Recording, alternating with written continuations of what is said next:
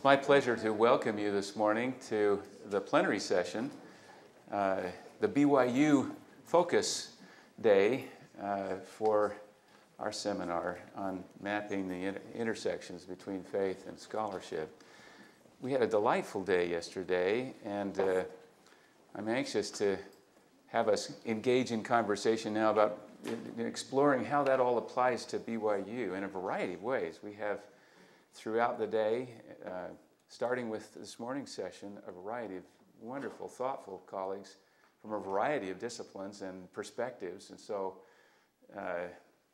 we'll see if we can facilitate. Last night, the last session, there was a little comment about we're not Jewish enough. I think that was Lynn that was saying we've got to we've got to have more debate like the Jewish people you grew up with. Is that right? And we never disagree, and Jim disagreed with you that we never disagree. So I think we had a pretty good start for the sense of this is informal, this is an opportunity for us to dialogue with each other, to say, here's how I see it. There's not a one-size-fits-all, and that was part of the point of listening to the Jacobsens, as they said, here are things from a variety of different religious traditions and perspectives, and certainly variation within those. And so, do we have a kind of tradition? Where do I fit in that tradition? What works at BYU? What would be helpful? What did we learn? Those are the goals for today, both in terms of scholarship. We said scholarship, but we meant to be all-encompassing. It includes teaching. We'll have some sessions on teaching, as well as the scholarly work in terms of research and creative activity. I've asked Jim Gordon from the law school if he'd offer a word of prayer to get us started this morning. And then I want to just introduce the panel and our approach for this morning, but hope that you'll feel our desire to engage one another in this process. Could I just acknowledge some of the people that Jim mentioned by category in his prayer? Jane Birch is the behind-the-scenes energy and activity, arms and head, and wonderful partner in helping pull this conference together. Those of you who are panelists have had frequent conversation and connection with her and know how involved she's been. Sue Roper back here with the arrangements and organization. She's a master of organization, and I don't see the other Sue who have helped you, but we've had several from the Faculty Center who have helped us. Could you just join me in a round of applause? Thank you, Dan.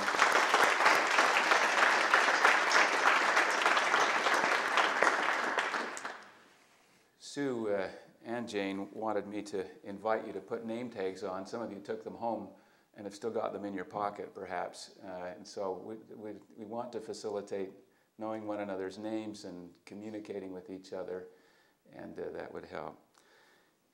Let me just do now something that occurred to me as I was driving in this morning, but several of you didn't have the chance to come yesterday. Some of you have had a chance we've sent you readings that would give you some feel for what we discussed yesterday, even if you weren't part of each of the sessions. But I would like to list, and I was going to put them on the overhead, but I was vetoed. We wanted to have this open. We have to close the blinds to be able to have a PowerPoint show up. And so rather than putting them on PowerPoint, they're really in your outline if you got a handout from yesterday. But I think the Jacobsens left us with a series of questions. Rather than think about the content they presented, I'd like to focus us on the kinds of questions that they invited us to consider and to see how we apply those to ourselves during the day-to-day, including a question that I would ask you to consider, which was part of what Jim was just praying about as well. What would the Lord inspire me to do about this? What kinds of ideas might I pursue? What sorts of experiments in my scholarship, in my teaching, might I want to experiment with based on what I've been hearing and feeling? And so I hope that's the overall question that in the last session this afternoon I'd like to ask. What are the themes you've heard, and what are you going to try?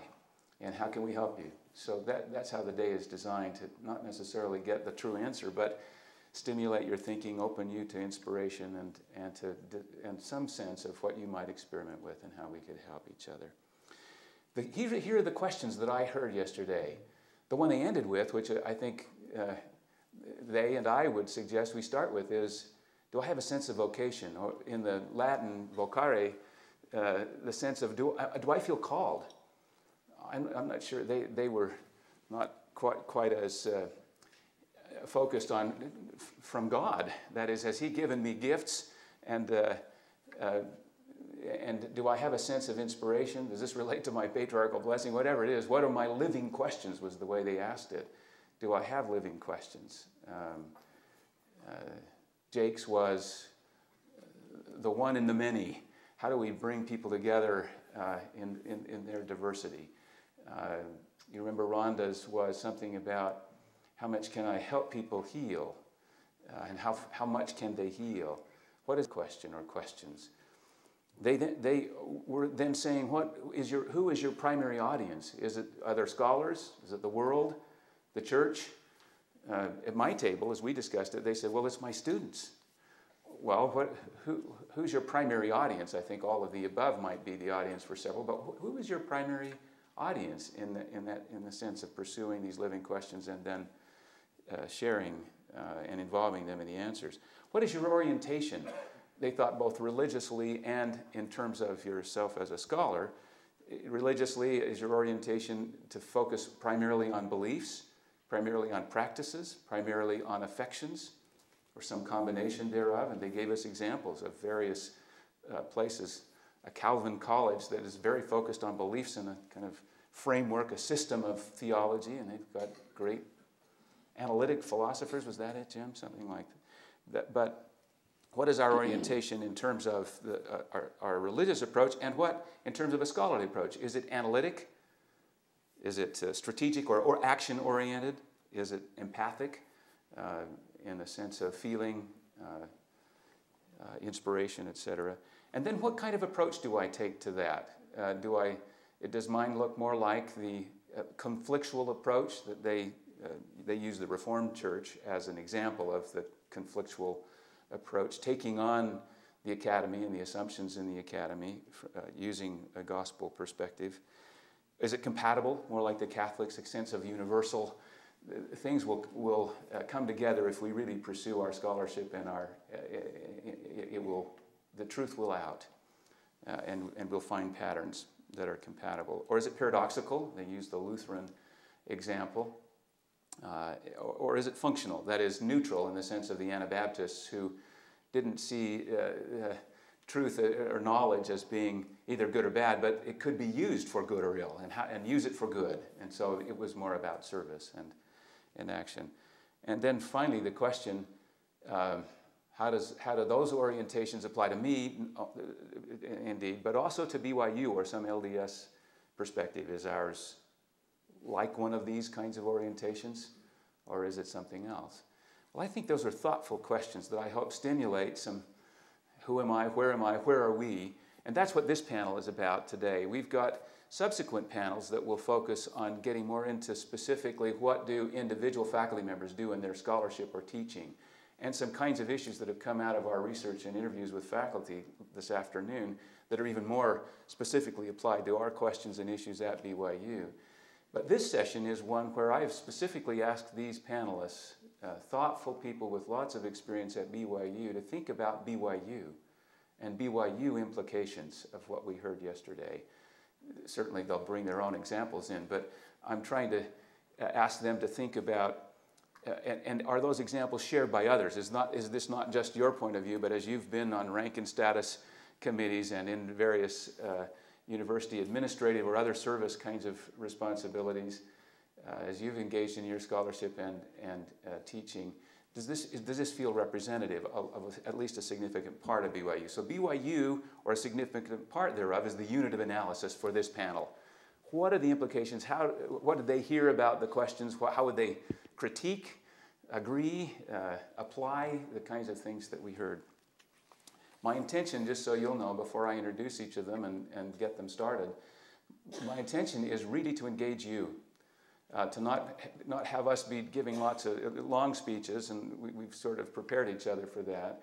But I'm going to try to get us to during the first 15 minutes or so, reflect quite broadly on what is it that most piqued your interest for good or for ill. I know you got your dander up or really inspired you yesterday from what you heard from the Jacobsens that might relate to BYU.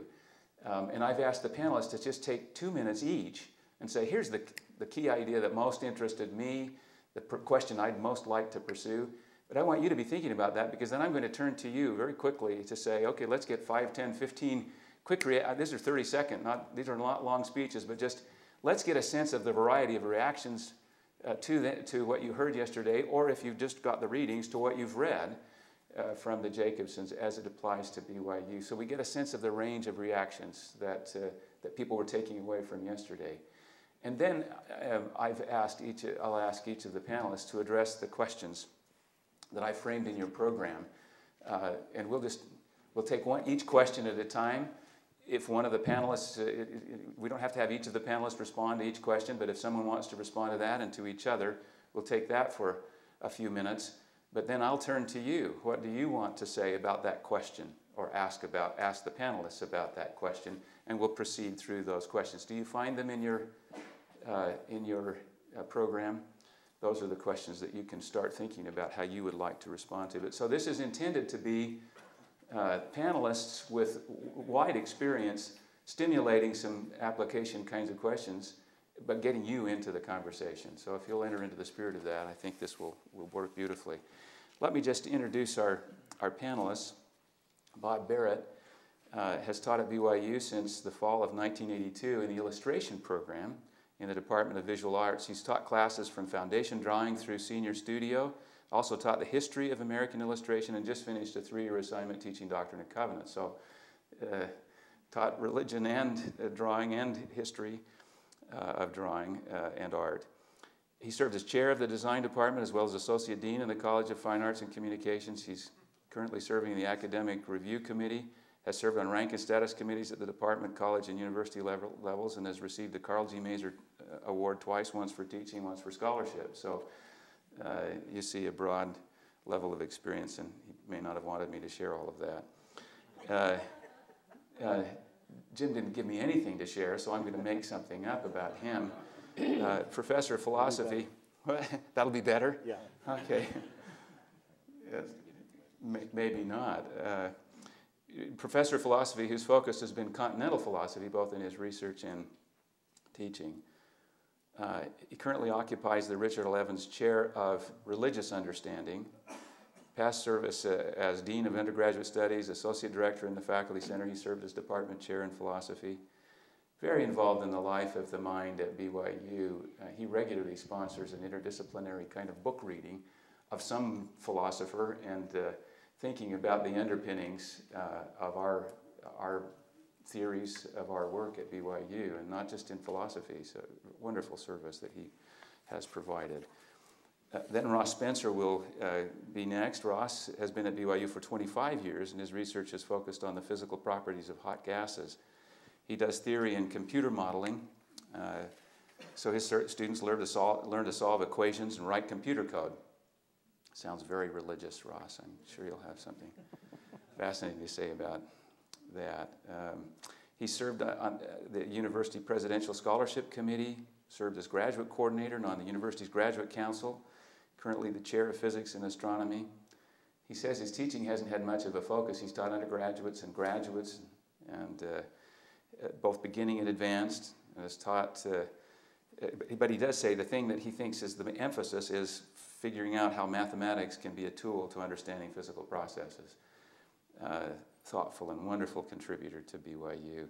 Richard Williams has been a faculty member at BYU for 29 years. He's a professor of psychology with an emphasis in theory and philosophy, as well as research methods and statistics.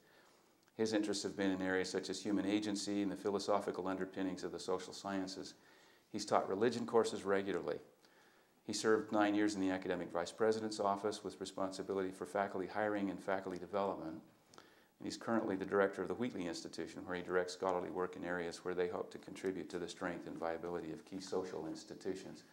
Well, I think you can see we have a panel with wide, diverse experience at BYU, and have had a chance to think about BYU as a whole, that I hope will stimulate our thinking about how does this apply to us as a community at BYU? So if we could start